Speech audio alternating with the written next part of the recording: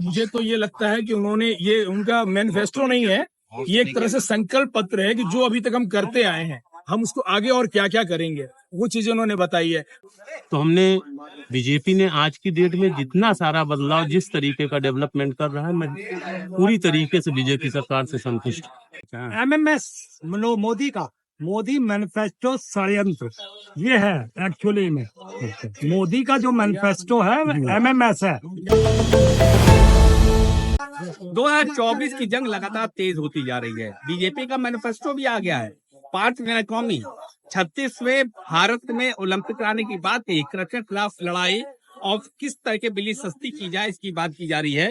तमाम लोग हम मौजूद हैं, उनसे बात करेंगे। सर ये बताइए, मैनिफेस्टो आ गया है भारतीय जनता पार्टी का, जो तीसरी लाने की बात की है। एनआरसी हो चुका है, राम मंदिर बन चुका है, हट चुका है, ट्रिपल तलाक के खिलाफ आ चुका है। अब बात है यूसीसी के एक पुराना वादा है बीजेपी का, उसको शामिल किया है। कैसे देखते हैं? देखते तो हैं कि बस अब हम तो बात करेंगे, आपने इसी जगह पूछा, लेकिन हम बात करेंगे एम्प्लॉयमेंट की, जो कि आप पिछले 10 साल से देख रहे हैं बीजेपी ने एम्प्लॉयमेंट के लिए कुछ नहीं करा है। और जो पढ़ने वाला स्टूडेंट है वो कहीं का भी हो, जैसे कि पता है अभी रिसेंट रिपोर्ट्स में IITs को भी वो प्लेसमेंट नहीं मिली है जो पिछले पहले हुआ करती थी। तो बस अगर गवर्नमेंट सबसे बड़ी जो फेलियर हुई है 10 सालों में वो एम्प्लॉयमेंट के ऊपर हुई है। And anything but employment means jobs, वो जो यहाँ पे नहीं है वो होनी चाहिए। मोदी जी को अपनी बात में FDI की बात करनी चाहिए, FIIs की बात करनी चाहिए, और यहाँ पे एम्प्लॉयमेंट जनरेशन करना चाहिए, जो कि बहुत ही अहम है। क्योंकि अगर यूथ के पास एम्प्लॉयमेंट नहीं होगा then we will fail again. विपक्ष भी आरोप लगाता है वर्तमान सरकार पर कि 2 करोड़ का जॉब क्रिएशन होगा, ये वाला किया 2014 में, यानी पिछले मैनिफेस्टो में। इस बार जॉब का सिर्फ 2 बार जिक्र किया गया है मैनिफेस्टो में, ये विपक्ष का कहना। तो क्या वजह मानते हैं? क्योंकि मोदी जी का कहना है कि भाई जॉब तो सबको मिल नहीं सकती, आप जॉब क्रिएटर बनिए, जॉब के पीछे मत, जॉब सीकर मत बनिए। क्या कहेंगे? I appreciate mister Modi on this because it's a very well said statement कि आप जॉब देने वाले बनिए, ना कि जॉब सीकर बनिए। ये जो जॉब देने वाला होता है ऑफकोर्स वो अपने अंदर कुछ ऐसा करेगा तो जहाँ 5 से 10 लोग काम करेंगे, लेकिन हर इंसान जॉब देने वाला भी नहीं बन सकता ना। क्योंकि आप अपने देश में इकोनॉमिकल कंडीशन जानते हैं कैसी है। हर इंसान जो नॉर्मल एवरेज इनकम वाला है वो उसकी 5 लोग की फैमिली चलती है 30-40 हजार रुपए में, तो वो जॉब देने वाला कैसे बन सकता है? ये चीज है, गवर्नमेंट को कुछ ना कुछ ऐसा करना चाहिए, यहाँ पे कंपनीज आनी चाहिए, खास करके जैसे उत्तर प्रदेश हमारा, यहाँ पे भी एक IT सेक्टर होना चाहिए, जैसे कि नोएडा में, गुरुग्राम में है। आप बताइए जनाब की जितना मैनिफेस्टो आया है, जो बातें 5 कंपनी की बात की गई है, करोड़पति करेंगे, लखपति दीदी की बात करेंगे, है, यूसीसी की बात इधर की खड़े गई जाइए, है, इधर आइए। ओलंपिक की बात की गई है। आप कैसे देख रहे हैं?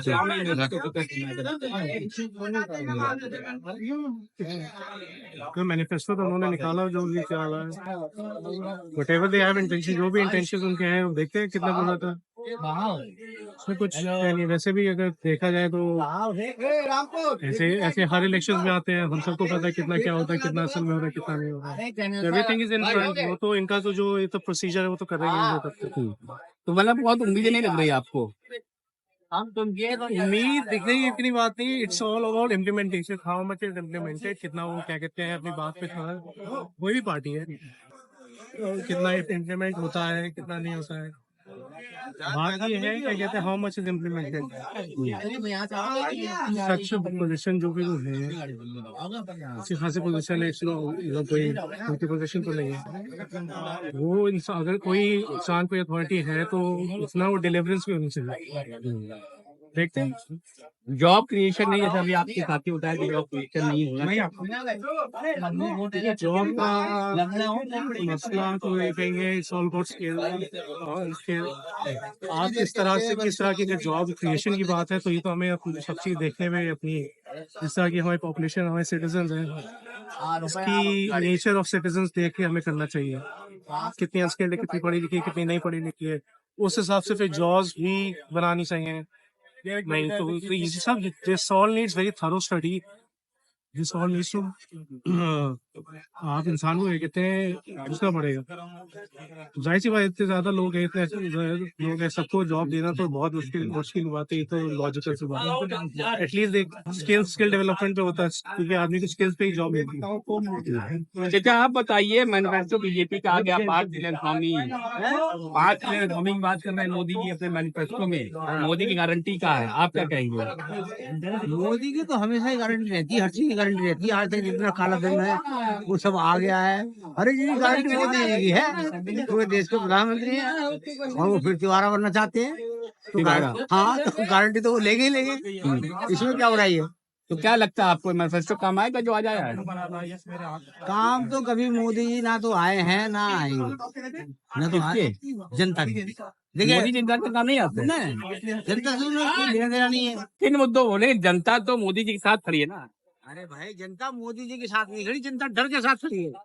डर के आगे जीत है, डर के आगे जीत है। मोदी जी के साथ कोई नहीं खड़ा, मोदी जी के डर के आगे जीत है भैया। लेकिन आएंगे तो मोदी जी, ऐसा लोग कहते हैं। लोग गलत नहीं कहते, वो हमने मना कराएगा मोदी जी आएंगे। हमने तीसरी बार प्रधानमंत्री नहीं बताया, हम उनकी निंदा कर रहे हैं, ये अलग की चीज। अरे यूसीसी भी लेकर आए हैं। वो जो किसी के लिए संभव नहीं हो सकता वो मोदी के लिए संभव है। क्योंकि चुनाव आचार संहिता लगी हुई है, लेकिन मोदी जी की होर्डिंग आज तक भी लगी हुई है, जबकि वो हटनी चाहिए। कहाँ लगी होर्डिंग? यहाँ देखो, आप जाकर के ये वीडियो में देखो, सामने मेरा देश मेरा परिवार है, ये है वो है, ठीक है नहीं। बाकी सबकी हट गई, उनकी नहीं हटी है। तो आप इसमें सोचिए, आप विचार करिए तो क्या हो। अरे किसके हाथ बागडोर होनी चाहिए सब देश की? देश की बागडोर किसके हाथ में होनी चाहिए? कांग्रेस के? मैं ये नहीं कह रहा हूँ कांग्रेस के हाथ में होनी चाहिए, बीजेपी के हाथ में होनी चाहिए, मैं ये नहीं कह रहा। नहीं, मैं तो कहता हूँ मोदी का सगा भाई अरविंद केजरीवाल है, अरविंद केजरीवाल के हाथ में होनी चाहिए।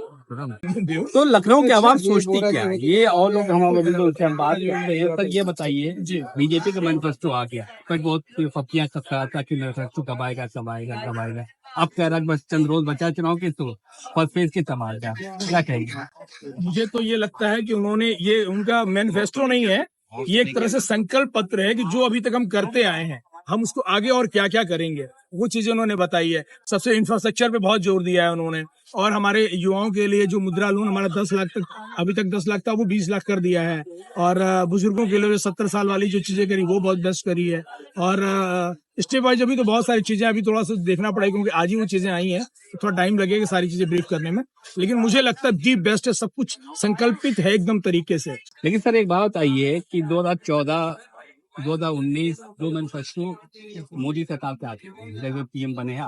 पहली बार 2014 जो पीएम बने थे, 19 में पीएम तो उसमें तमाम बातें कही थी उन्होंने, जॉब क्रिएशन की बात कही थी उन्होंने, 2 करोड़ हर साल देंगे, तमाम बातें की, ब्लैक मनी की बात कही थी। अब इलेक्टोरल बॉन्ड आ गया, तो इस पर क्या कहेंगे? देखिए, इलेक्टोरल बॉन्ड पे तो सिर्फ लोगों को कंफ्यूज किया जा रहा है। अब तो ये देखिए कि जितने पैसे हैं ट्रांसपेरेंट हैं।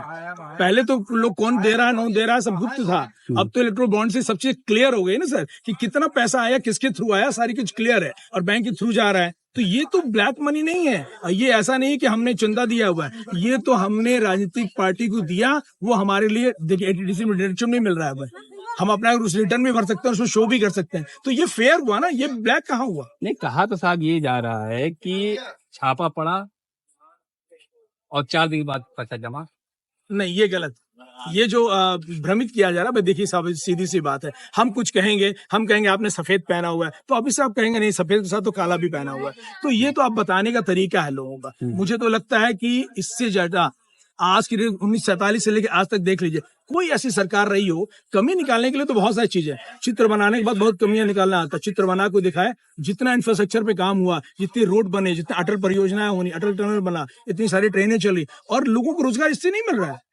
ऐसे भी तो रोजगार मिल रहे हैं, लोग इंडस्ट्रीज आ रही, और हर आदमी चाहता गवर्नमेंट जॉब मिले, नौकरी मिले, कुछ करना ना पड़े। भाई देखिए, आज आने वाला समय, अमेरिका बनना चाहते हो, आगे बढ़ना चाहते हो, विकसित भारत बनाना चाहते हो, तो आपको काम करना पड़ेगा, और ऐसी चीजें चलेंगी।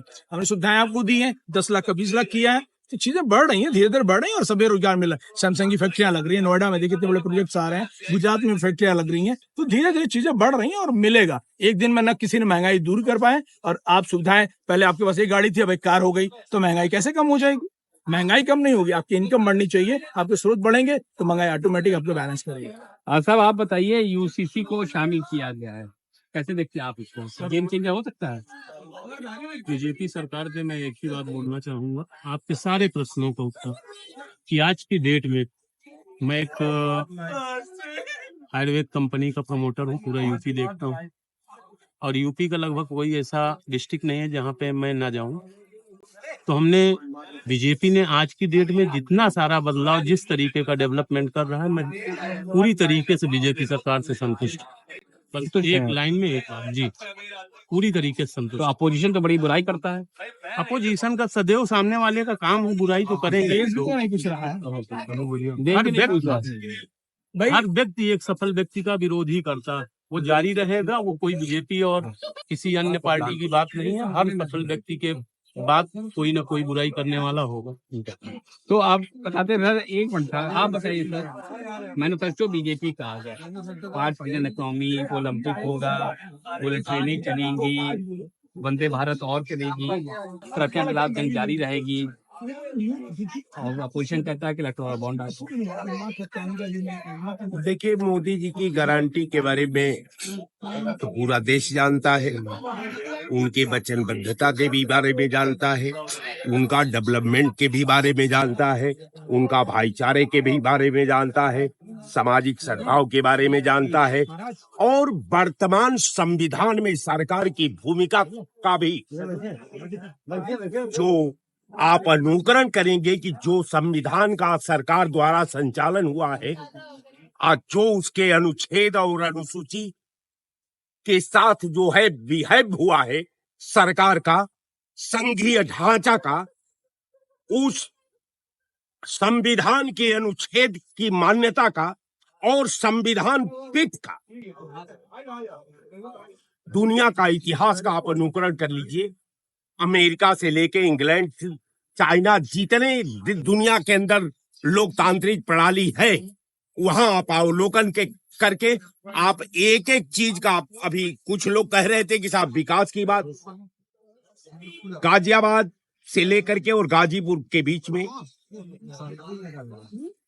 मैं सरकार से 10 साल से पूछ रहा हूं कि वो जनपद का नाम बता दो, केवल जिस जनपद में 1 करोड़ रुपए का तूने योजना रखी और उस 1 करोड़ योजना के तहत 100 लोगों को रोजगार मिल गया। यूसीसी पर क्या कहेंगे साहब, इनका कुल वही मामला है, ये 3 में 3 का गुणा करके या तो 10 मनवाना देश से चाहते हैं, या तो 8 मनवाना चाहते हैं। 3 में 3 का गुणा करने के बाद 9 होता है साहब, न वो 10 होगा और न वो 8 होगा। यह मामला फंसा हुआ है। कहने का मेरा मतलब कि इनसे संदर्भित सवाल मत पूछिए। ये कि मैनिफेस्टो आ गया, आपने पढ़ा मैनिफेस्टो? किसका? भाजपा बीजेपी का? का। MMS मोदी का। मोदी मैनिफेस्टो षड्यंत्र ये है एक्चुअली में। मोदी का जो मैनिफेस्टो है MMS है, मोदी मैनिफेस्टो षड्यंत्र। ये सिर्फ षड्यंत्र फैलाएगा देश में। 10 साल से शिक्षा, रोजगार, स्वास्थ्य, नौकरियां, महंगाई, सुरक्षा, इससे हम बेदार हैं, हम इससे दूर हैं। हमें मूलभूत सुविधाएं नहीं मिली है। सिर्फ 2 अहम याद है नरेंद्र मोदी को, मुस्लिम मंदिर मस्जिद, और उसी की तहत में हिंदू और मुसलमानों को बांटने का काम। आज बॉर्डर पर किसान बैठा है एक तरफ और दूसरी तरफ बैठा है जवान। नरेंद्र मोदी दुआएं कर रहा है, 2 महीने हो गए किसान बैठे, मगर नरेंद्र मोदी की नापाक मुरादें पूरी नहीं हो रही। वो तो चाहता है कि गोलियां चले जवानों और किसानों की तरफ से, और 50 किसान और 50 जवान मर जाए, ताकि एक बार फिर से 19 की तरीके से मैं जनता की शहादत पर सत्ता पे 2000 पे काबिज हो जाऊं। क्या आप बताइए, मैनिफेस्टो देखा आपने बीजेपी का? 5 ट्रिलियन इकोनॉमी, ओलंपिक भारत में होगा, लखपति दीदी बनेगी, आयुष्मान कार्ड में 70 की उम्र ज्यादा। आप क्या उम्र है आपकी? आप उम्र पर मत जाइए, उम्र पे जाएंगे तो बहुत कुछ समझाने में हमको समय लग जाएगा। मैं इंदिरा गांधी की इमरजेंसी का भुक्तभोगी हूँ और बड़े आराम से मैं इंदिरा जी के भुक्तभोगी की बात बता सकता हूँ। लेकिन हमारे देश का जो निखट्टू प्रधानमंत्री है, निखट्टू नरेंद्र मोदी, ये कहता है कि ऐ कांग्रेसियों 1975 याद करो। तो जितने भारतवर्ष में लोकतंत्र सेनानी हैं सब बड़े खुश होते हैं कि हाँ क्या बात है, बढ़ेगा। और उसके बाद अभी कल परसों राजनाथ जी ने भी कहा, मैंने इंदिरा गांधी की इमरजेंसी की चर्चा की, और वाकई में इंदिरा गांधी की इमरजेंसी की चर्चा करने से मतलब नहीं, मैं बता दूं आपको, इंदिरा गांधी की इमरजेंसी से वर्तमान इमरजेंसी जो है, हाँ, वर्तमान बड़ी इमरजेंसी है। लेकिन ये बताइए जो मैनिफेस्टो बारे में क्या कहेंगे आप बीजेपी? मैं इनके घोषणा पत्र की बात कर रहा हूँ। 2014 में नरेंद्र मोदी बनारस में चुनाव लड़ने आए तो बनारस को इन्होंने क्या कहा था बनाने के लिए, जरा सा हमको आप बता दीजिए। क्योटो कहा था। क्या वो बन गया? यदि बन गया हो, एक मिनट उत्तर दे रहा हूँ, आइए बड़े आराम से आपको दे दूंगा। आइए। इसलिए कि बाल काला कराए हुए हैं तब भी सफेद दिखाई दे रहा है, अच्छे दिन में है। हम तो अच्छे दिन में है नहीं, यही तो अच्छे ये मैं नाम नहीं लेना चाहता था। इन्होंने गुजरात कहा, गुजरात तो जब सरदार वल्लभ भाई पटेल थे तब से गुजरात बना हुआ है, नेहरू जी थे तब से गुजरात बना हुआ है। बैठ करके मैनिफेस्टो कैसा है ये बताइए। मैं इनका मैनिफेस्टो एकदम झूठ का पुलिंदा है। अच्छा, हाँ, इसलिए कि ये बता रहा हूँ आपको ना, तो वही तो आपने कहा तो मैं फिर चर्चा किया। बनारस को इन्होंने क्या बनाने के लिए कहा था, आप बता दीजिए ना, क्या बनारस बन गया? मैं यही बात करूंगा, क्या ये बनारस को बना दिए हो तो पूरे यूपी के बना दे। रही बात ये जो है वंदे भारत की, मैं इस पर भी चर्चा कर रहा हूँ कि जो गरीब बोतल खाली बोतल ढो करके और वो जा रहा है दुकान पे बेचने, वो क्या ठंडे भारत में बैठेगा? ठीक। तो ये है लखनऊ की आवाम, और उसको तय करना है कि उनका सांसद कौन होगा, इस देश का मुस्तकबिल किसके हाथों में होगा। अब जो देखने वाली बात ये होगी कि जब ईवीएम की काउंटिंग होती है तो किसके हाथ में सत्ता आती है और किसके हाथ में निराशा।